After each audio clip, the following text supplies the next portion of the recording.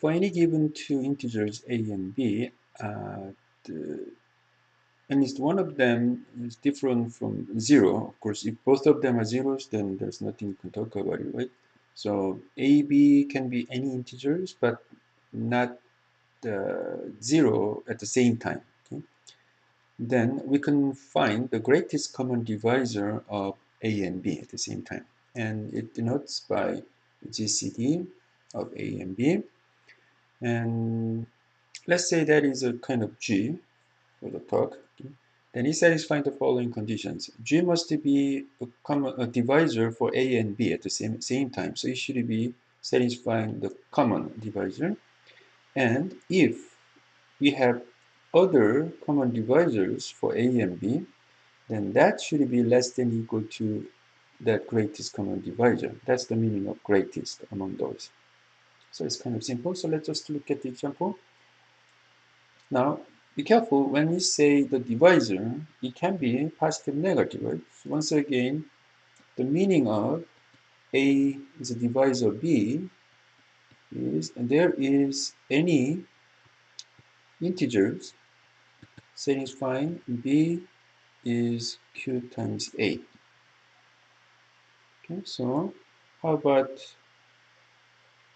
4 and 6 and negative 2?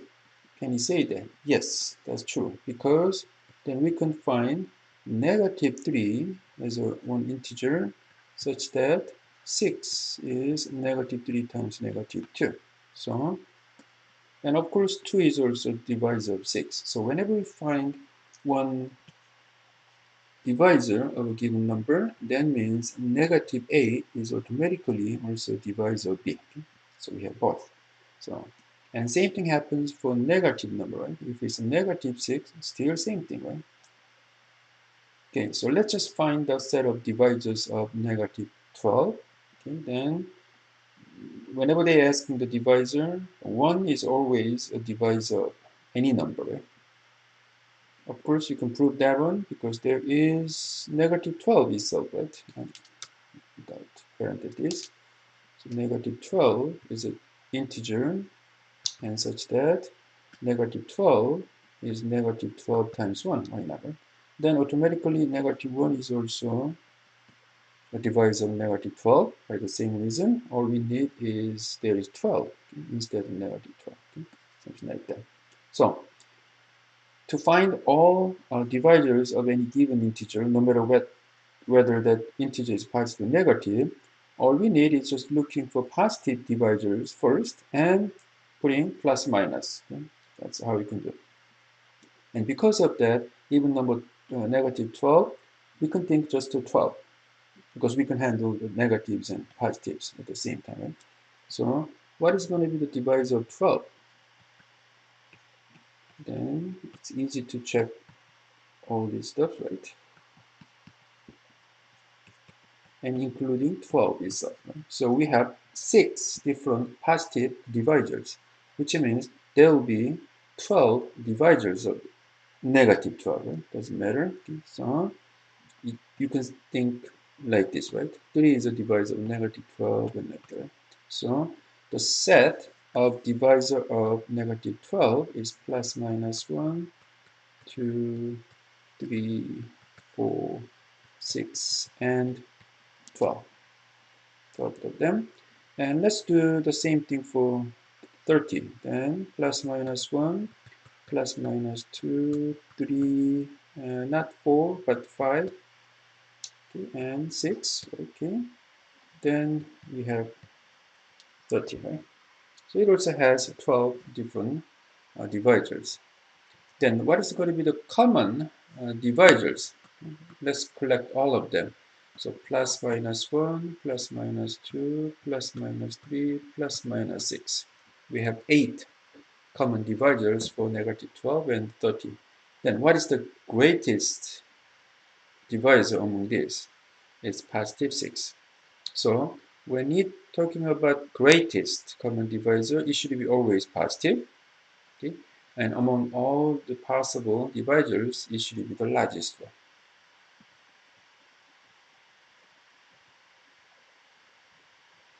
Then there are many interesting steps possible for GCD that without proving anything. So when you do your homework, you don't need to do anything here, but just make sure that greatest common divisor of A and B must be same as greatest common divisor of absolute values of A and B, right?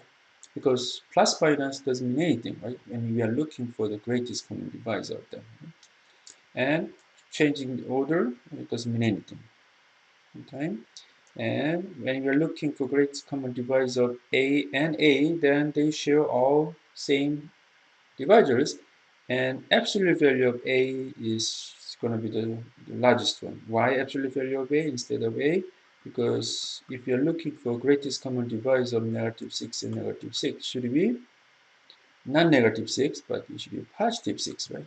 Then that means it's absolute value of negative 6. Okay? That's all. And if A is uh, a divisor of B, then greatest common divisor between those two is A itself. And once again, if there is a possibility that A is a negative, right? So greatest common divisor means absolute value of A. And A is a divisor of any number, so greatest common divisor of A and 1, it should be 1. And this one came from one of the facts we proved in the previous proof, the video, because any integer, which is non-zero integer, is a divisor of 0 actually. Why? Because we can find 0 as an integer such that 0 is 0 times 8, right? We found an integer for that. So because of this, we can divide 0 by any number, which becomes 0, right? But we cannot divide any number by 0, no way. So undefined, that's why we are not thinking of this type case, right? That's why we have some condition for that, right? Like A is non-zero integer. The last one, that's the key part that we are going to use it. Whenever we take the division between A and B, then we try to, so it's the case like B is not a divisor of A case, right?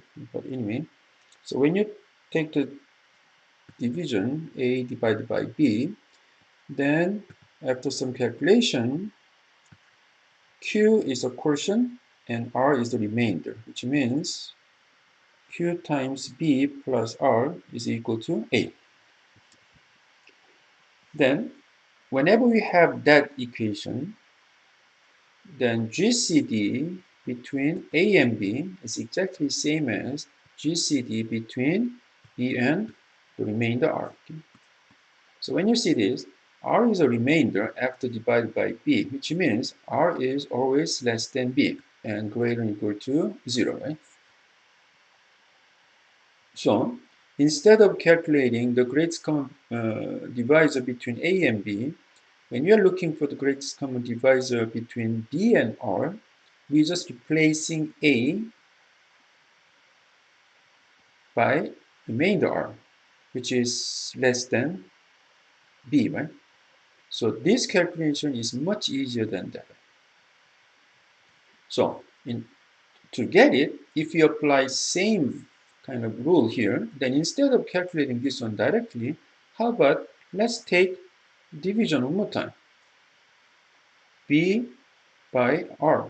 Then whatever the quotient for that case is, we got next remainder. Then from this one, we can say the greatest common divisor of B and R is same as greatest common divisor between R and R1, right?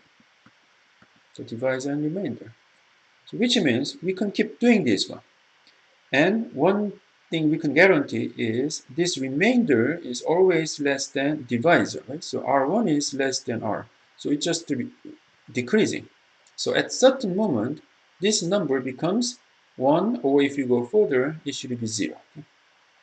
Because we are looking for always greater than or equal to 0 value for the remainder. Okay? So instead of looking the greatest common divisor like what we did in the previous case, right? It takes long time And sometimes we just lost one of the divisor, right? And we might get some wrong answers because of that, right? So, and how about greatest common divisor between 1 million, 13, whatever, 271, whatever, right? So too much work, right? So instead of that, just by using this simple division, then we will get the greatest common divisor. Okay? So that's the theorem. And you see, it has a name of it, the Euclidean algorithm. It's so powerful and useful theorem in number theory. So please remember, okay? This is really important one.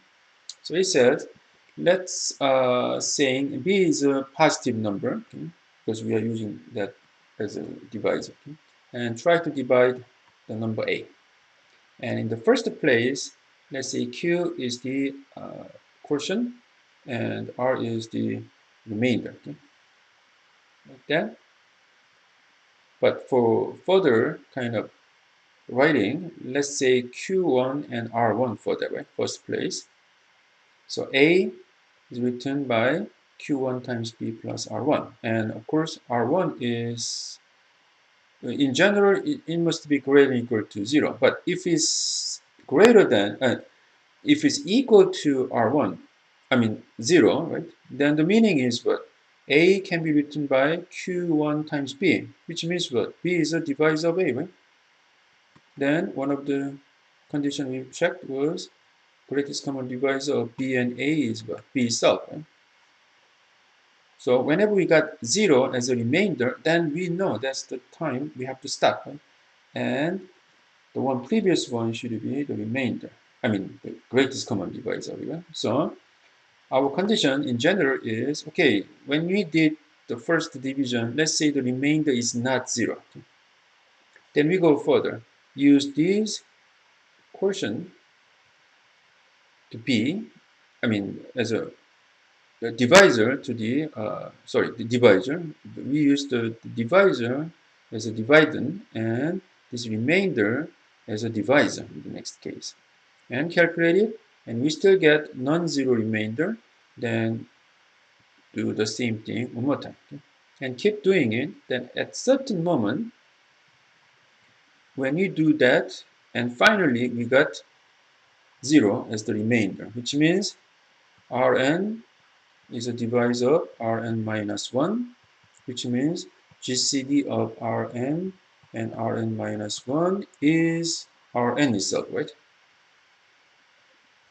Then we already have like the greatest common divisor between these two is same as greatest common divisor between that two, right? So this Rn is greatest common divisor of those, then it must be equal to greatest common divisor of that, and that is same as over here, which is same as greatest common divisor of that. It's just going up, up, up. Then finally, it must be greatest common divisor A and B. Okay, so using this Euclidean algorithm, and let's just skip that proof. It's a very easy way to calculate or to find the greatest common divisor of two numbers. Okay? So let's just practice using this Euclidean algorithm here. So let's try to take the division, okay, this one by 17. Okay? So we need to calculate it. 17. But in OneNote, there is some feature. Let's say 30. Ooh, okay, here.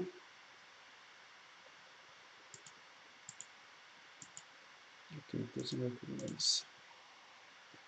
So 35, 23 divided by 17. So it's a 207 something, right? Okay, so it's a 207. And the remainder, okay, so, I need to calculate it somehow. So the quotient is going to be 207. And when you multiply that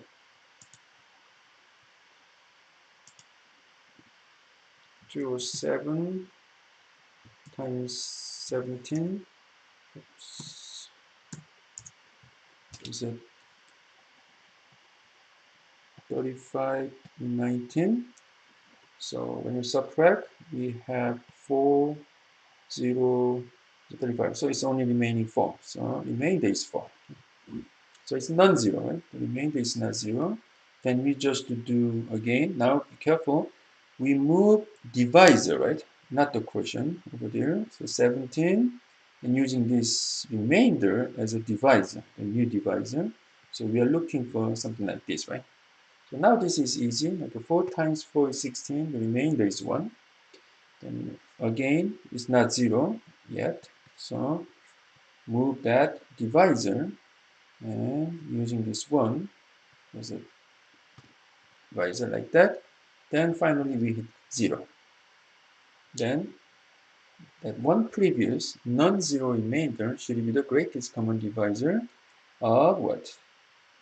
4 and 17. And 4 and 17 is same as greatest common divisor between those two. So finally this last non-zero remainder is going to be greatest common divisor of first two integers. Okay, so this is how you can calculate. Let's do the same thing. It's negative 3523. Please do resolve, but at this time it's same number 3523, but only difference is it has negative. So when you do this one, please remember that the remainder should be greater than equal to 0, right? And less than the divisor, of course. So when you take the division of that, you should be very careful. Like,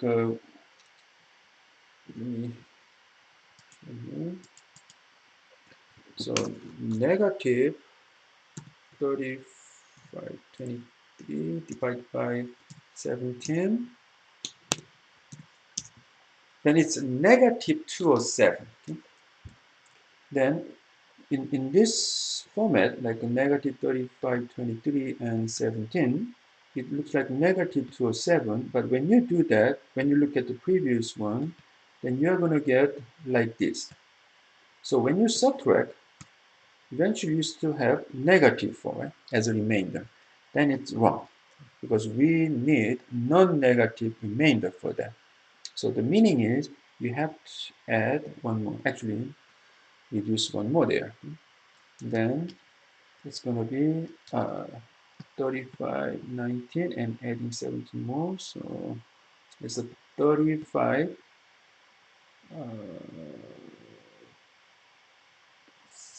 and 36, right? Okay, like that. And when you subtract, you're going to get 13. Okay? It's a positive number. So for this calculation, you'd have negative 208 times 17 plus 13. Then after that, we have to move this one over there. So 17 divided by 13, then 1 plus 4. Okay? And keep doing it. Okay? So be careful when you handle with the negative divided over there. So in this next example, it's the same thing.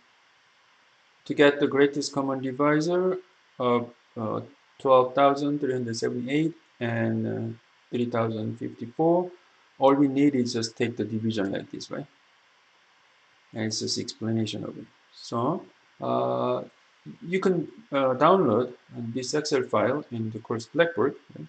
And you're going to get this one. So this is only for kind of specific calculator, you can think that way, right? So all you need is, and it returns that greatest common divisor of two numbers. So when you put those two numbers, make sure the larger number first, right? Now let's look at the numbers.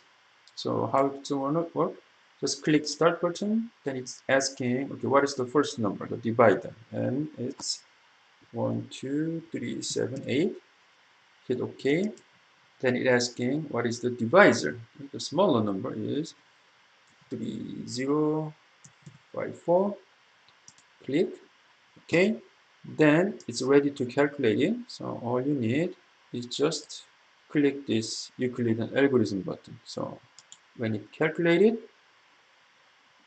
this is a quotient, right? So be careful. This is divisor. This is the opposite way, and that is remainder. So when you do that again, so divide this divisor by the remainder, then 18 is quotient and remainder is 138. So keep doing that until we hit 0, right? As a remainder, then 1 above, right? The last non-zero remainder should be the greatest common divisor of those two numbers, okay? And if you want to do something else, just hit start button again, and it's going to ask new numbers like that, right? If you don't like it, just click cancel, then just go back to original position, okay? So just please use that Excel file for checking your answer, right? Not getting the solution, right? You need to practice. This is very important, okay? So I'm not going to do this one, but please do by yourself, okay, to finding all these numbers, and please make sure which one goes to the next line, right? The divisor should be used for dividing, okay? And not the quotient, be careful, and remainder should be used for a new divisor in the next line, okay?